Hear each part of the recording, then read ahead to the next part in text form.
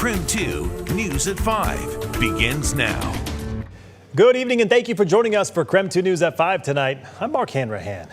New tonight, police arrested the man accused of shooting a WSU football player just hours after the Apple Cup. KREM 2's Amanda Rowley is live in Whitman County tonight with the very latest. Amanda?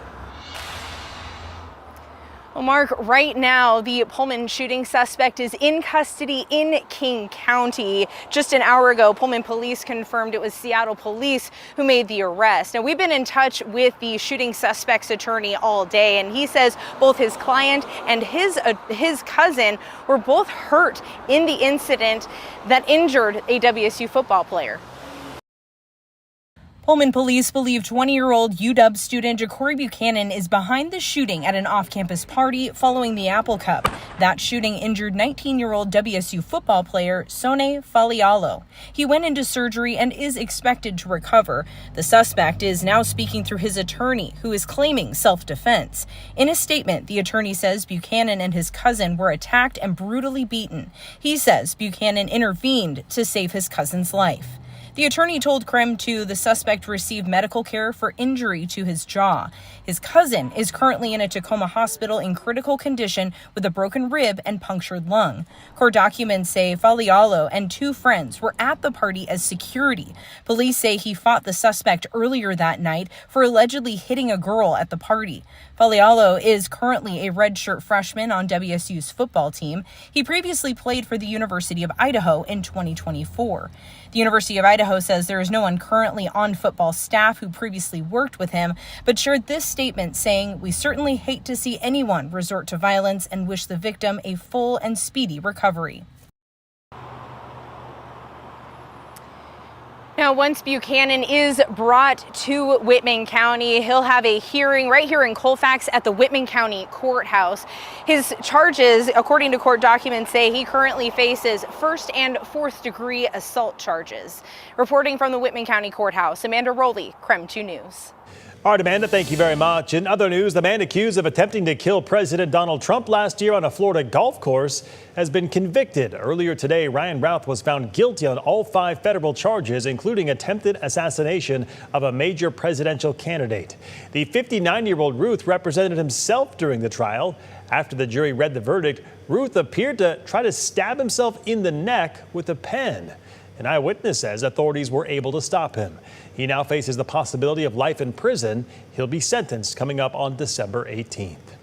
Jimmy Kimmel Live will be back on the air tonight. Yesterday, Disney issued a statement saying they spent several days in discussions with Kimmel before deciding to resume the show.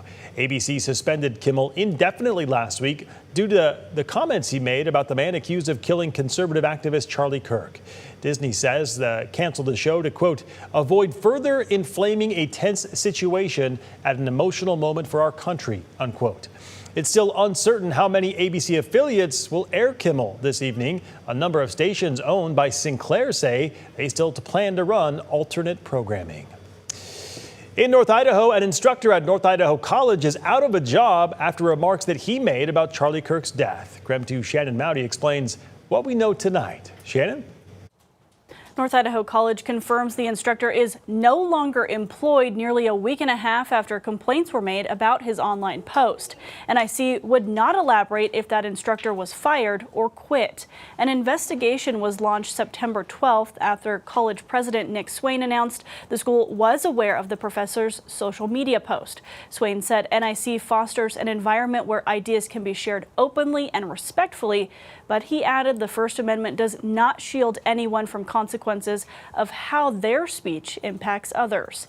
NIC declined our interview request, saying this is a personnel matter. Shannon Mowdy, KREM 2 News. All right, Shannon, thank you. Let's talk weather on this Tuesday with Chief Meteorologist Jeremy Lagoud joining us in the Outdoor Weather Center. And Jeremy, at least this time, at this moment, with these temperatures, I'm jealous that you're outside and I'm stuck here inside. Oh, we're talking like weeks and you'll be laughing from in your warm studio. But right now, I am still enjoying the outside. We sit in the mid 70s here in Spokane. We're going to try to eke out that 77 degrees, and tomorrow we're going to be even warmer than 77 over in Coeur d'Alene or 76 in Deer Park. 80s in Moses Lake and Othello, or 82 down in Lewiston. Even the Palouse looking at temperatures in the mid to upper 70s right now. It's a beautiful afternoon for most of us. The same pattern that brings us this heat also means nothing's really moving.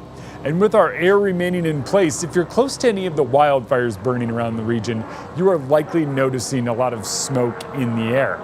That has the potential to turn into even bigger fires later this week as our weather pattern changes.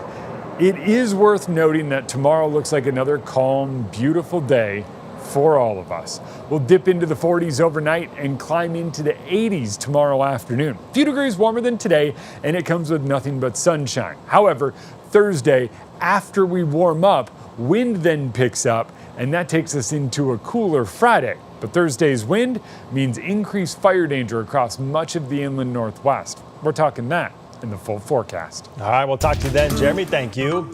For a deeper dive into weather forecast, check out our Weather Out West show. Just download KREM 2 Plus for free on your TV and start watching right away. We look forward to growing together with this community for many, many years to come. A national first right here in the inland Northwest. The battery plant in Moses Lake laying the groundwork for an energy transformation. And Planned Parenthood warning that time is ticking as federal funding is cut. The everyday health care, it says, is now at risk.